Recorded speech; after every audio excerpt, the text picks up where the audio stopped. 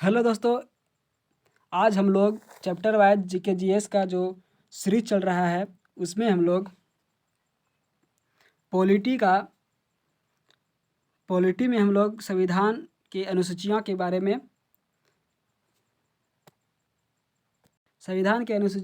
में पढ़ेंगे। तो चलिए शुरू करते हैं।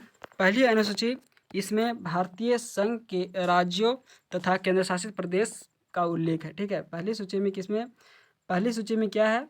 इसमें भारतीय संघ के राज्यों तथा केंद्र शासित प्रदेशों का उल्लेख है। ठीक है, अब दूसरी अनुसूची में इसमें भारत के विभिन्न पदाधिकारियों को दिए जाने वाले वेतन का उल्लेख है। ठीक है, तीसरी अनुसूची में इसमें विभिन्न पदाधिकारियों द्वारा ली गई शपथ का उल्लेख है। ठीक है, चौथी अनुसूची में इसमें विभिन्न राज्यों तथा केंद्र शासित प्रदेशों का राज्यसभा में प्रतिनिधित्व का विवरण दिया गया है। ठीक है, पाँचवीं अनुसूची में इसमें अनुसूचित जाति और प्रशासन के बारे में दिया गया है, पाँचवीं अनुसूची में। ठीक है, छठी अनुसूची में इसमें असम, मेघालय, त्रिपुरा तथा मिजोरम राज्यों के जनजातीय क्षेत्रों के प्रशासन के बारे में दिया गया है। ठीक है, सातवीं अनुसूची में इसमें केंद्र और राज्यों के बीच शक्तियों के बारे में दिया गया है।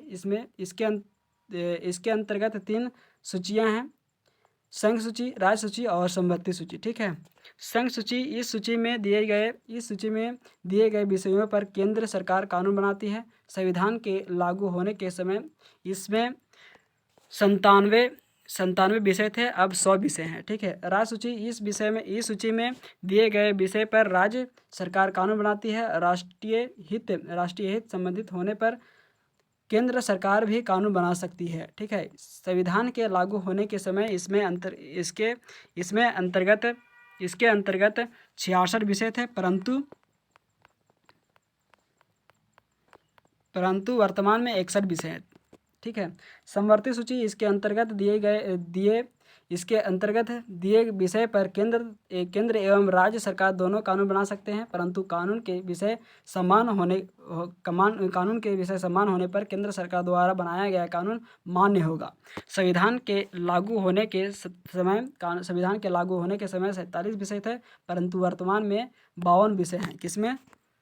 तो समवर्ती सूची में आपका पहले 47 विषय थे, अब 52 विषय हैं। ठीक है, आठवीं अनुसूची में इसमें भारत की 22 भाषाओं का उल्लेख किया गया है।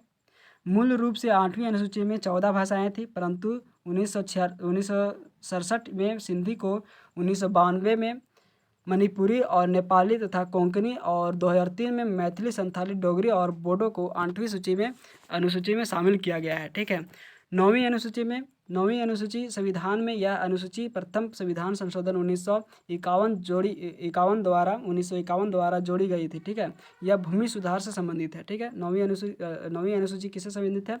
भूमि सुधार से संबंधित है। यह प्रथम संविधान संशोधन 1951 में जोड़ी गई थी। ठीक है, 10वीं अनुसूची यह संविधान में 52वें संविधान संशोधन 1985 के द्वारा जोड़ी गई थी। इसमें दल बदल संबंधित प्रावधान है। ठीक है, 11वीं अनुसूची यह पंचायती राज से संबंधित है। यह 13वें संविधान संशोधन 1993 के द्वारा जोड़ी गई है। इसमें 29 विषय दिए गए हैं। ठीक है, 12वीं अनुसूची में यह शहरी क्षेत्रों 12वीं अनुसूची में यह शहरी क्षेत्रों के प्रशासन के बारे में है तथा शहरी क्षेत्रों के 18वें विषय दिए गए हैं। यहाँ अनुसूचित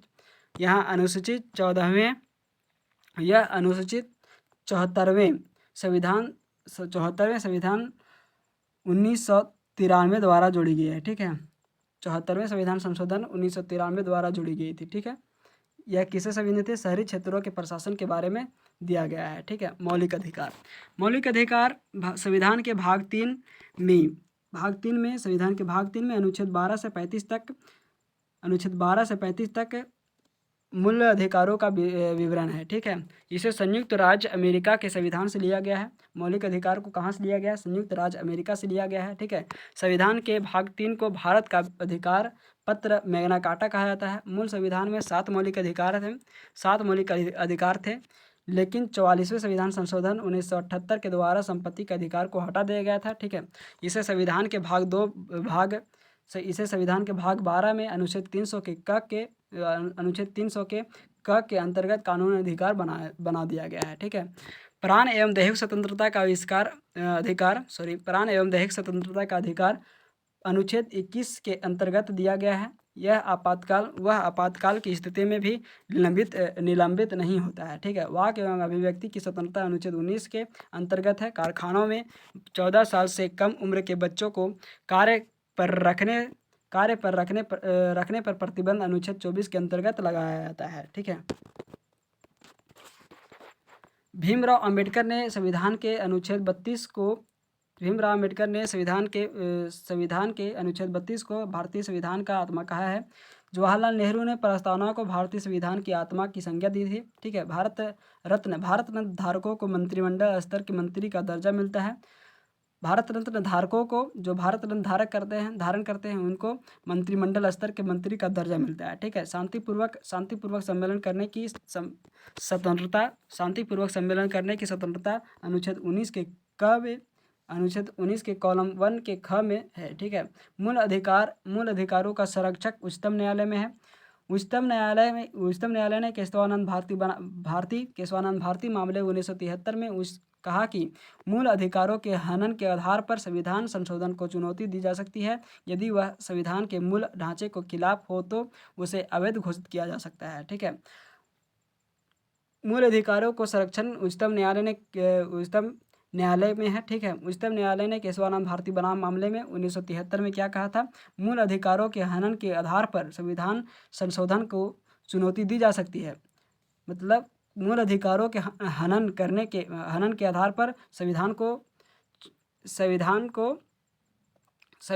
संशोधन को चुनौती दी जा सकती है। यदि वह संविधान के मूल ढांचे के खिलाफ हो तो उसे अवैध घोषित किया जा सकता है। ठीक है। वर्ष 1979 में मोरारजी देसाई सरकार ने द्वितीय पिछड़ा वर्ग आयोग का गठन किया था। अनुच्छेद 21 के क में घोषणा की गई है कि राज्य 6 से 14 वर्ष तक के उम्र के बच्चे को निःशुल्क एवं अनिवार्य शिक्षा उपलब्ध कराएगा। ठीक है। संविधान का अनुच्छेद 13 न्यायिक पुनर्विलोकन के सिद्धांत को जन्म देता है। किसी व्यक्ति का टेलीफोन टैप करना वाक अभिव्यक्ति अनुच्छेद 19 के कॉलम 1 के क द्वारा तथा प्राण एवं दैहिक स्वतंत्रता अनुच्छेद 21 का उल्लंघन करता है। ठीक है। उल्लंघन है। उच्चतम न्यायालय अनुच्छेद 32 के अंतर्गत एवं उच्च न्यायालय अनुच्छेद 226 के अंतर्गत आता है। रिट जारी कर सकते हैं। ठीक है। उच्चतम न्यायालय अनुच्छेद 32 के अंतर्गत एवं उच्च न्यायालय अनुच्छेद 226 के अंतर्गत रिट जारी कर सकता है। वे पांच प्रकार के रिट जारी कर सकते हैं। बंदी प्रत्यपक्षीकरण। ठीक है। बंदी प्रत्यक्षीकरण, परमादेश, उत्प्रेक्षण, प्रतिषेध और अधिकार प्रेक्षारोपण। ठीक है। हमारे मौलिक अधिकार निम्न प्रकार के हैं। समानता का अधिकार, स्वतंत्रता का अधिकार, शोषण के विरुद्ध अधिकार, धार्मिक स्वतंत्रता का अधिकार। ठीक है। और उसके बाद संस्कृति एवं शिक्षा के संबंधी अधिकार, उसके बाद संवैधानिक उपचारों का अधिकार। ठीक है।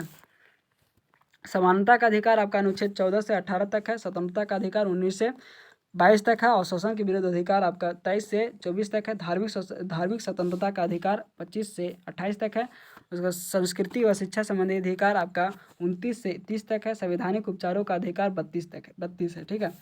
मौलिक कर्तव्य सरदार स्वर्ण सिंह समिति की अनुशंसा पर सरदार स्वर्ण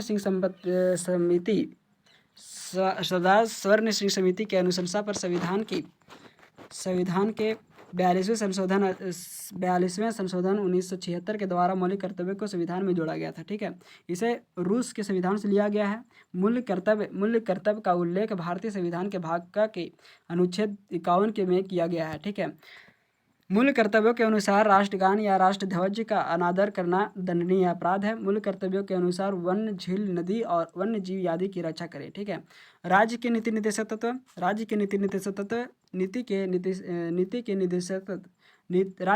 निर्देशक तत्व सिद्धांत का वर्णन संविधान के भाग 4 के अनुच्छेद 36 से 51 तक किया गया है। इसे आयरलैंड के संविधान से लिया गया था। ठीक है। अनुच्छेद 40 ग्राम पंचायतों का संगठन है।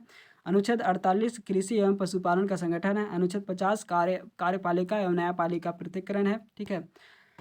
अनुच्छेद 51 अंतर्राष्ट्रीय शांति और सुरक्षा की अभिवृद्धि है। राज्य की नीति निर्देशकत्व का मुख्य उद्देश्य भारत में आर्थिक और सामाजिक लोकतंत्र की स्थापना करना है, ठीक है। संविधान के 42वें संविधान संशोधन के नीति निर्देशकत्व को मूल अधिकारों की परे वरीयता दी गई थी, ठीक है। के.टी. शाह के अनुसार राज्य की नीति निर्देशकत्व एक ऐसा चेक है जो बैंक के सुविधा अनुसार अदा किया जाएगा, ठीक है।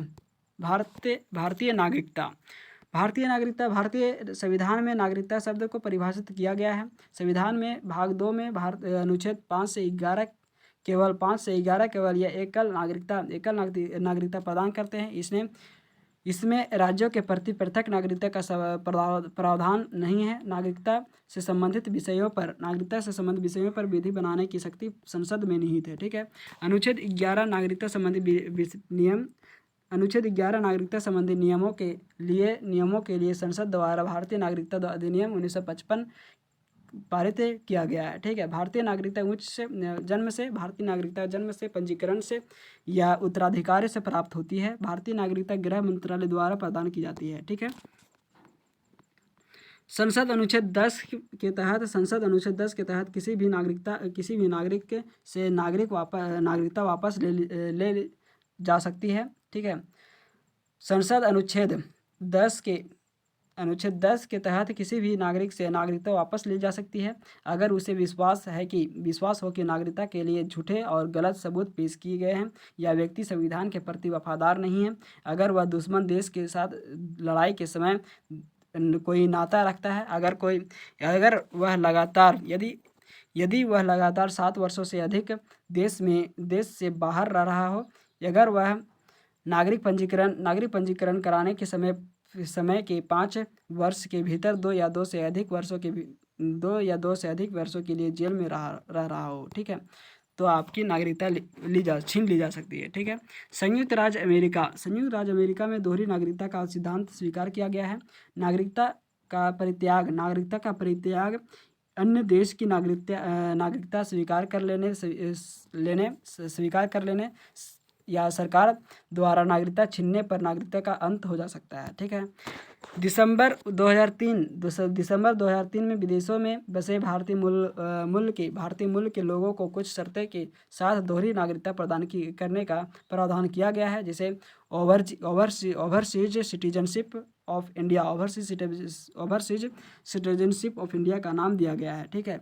भारत के राष्ट्रपति अनुच्छेद 53 के अनुसार भारतीय संघ की कार्यपालिका शक्ति राष्ट्रपति में निहित होती है। भारत में संसदीय व्यवस्था को अपनाया गया है, अतः राष्ट्रपति नाम मात्र की कार्यपालिका है तथा प्रधानमंत्री व उसका मंत्रिमंडल वास्तविक कार्यपालिका है, ठीक है। राष्ट्रपति देश का संवैधानिक प्रधान होता है। राष्ट्रपति संसद का प्रथम नागरिक कहलाता है। अनुच्छेद 52 के अनुसार राष्ट्रपति देश का संवैधानिक प्रधान होता है तथा भारत का प्रथम नागरिक कहलाता है, ठीक है। धन्यवाद दोस्तों। ऐसे ही वीडियो के अपडेट पाने के लिए सब्सक्राइब करें हमारे चैनल को और लाइक एंड शेयर करें। धन्यवाद।